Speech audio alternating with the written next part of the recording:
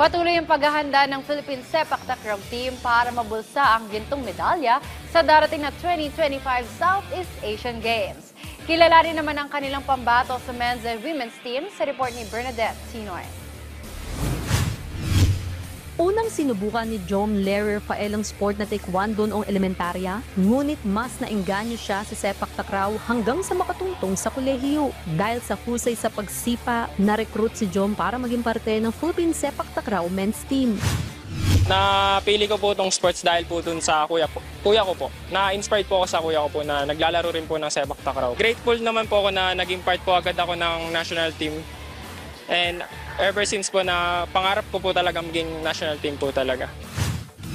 Mula naman sa Pangasinan, sepak takraw na rin ang nahiligan ni Crystal Maydalin hanggang sa mag-try out siya para sa pangarap na maging parte ng pambansang kupunan. Sa 3 taon, lumaban na si Crystal sa iba't ibang international competition tulad ng Invitational Tournament sa Taiwan. Tinuturo po sa amin maging matapang sa laban, kahit ano pong mangyari, babawi ng babawi kung anong kalagayan namin sa laro, ma'am. Goal po namin na may ambag po kami, tapos masuklian po namin yung mga hirap ng coaches namin na nag-train po sa amin, tsaka po yung mga mahal namin sa buhay na sumusuporta sa amin lagi.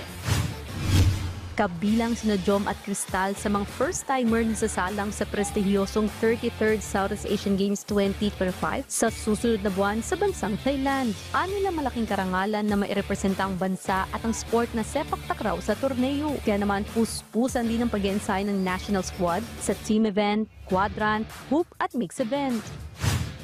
Sobrang nagpupursige po kami sa training ngayon dahil gusto po namin magkamedalya po talaga sa SEA Games. Ina-aim po talaga namin na manalo dahil yun nga po, ticket po namin to for Asian Games 2026 Nagoya, Japan. Tuloy-tuloy pa rin po yung training namin. Tapos nag-training po kami sa Thailand 1 month. Tapos kakabalik lang din po namin. May excite po na may konting kaba, ma'am. Pero masaya po kasi well-prepared naman po kami. Hindi na makapaghintay ang Philippine Sepak Takraw Team na sumipa sa darating na SEA Games 2025 at may uwi ang gintong medalya. Bernadette Tinoy para sa Atletang Pilipino, para sa Bagong Pilipinas.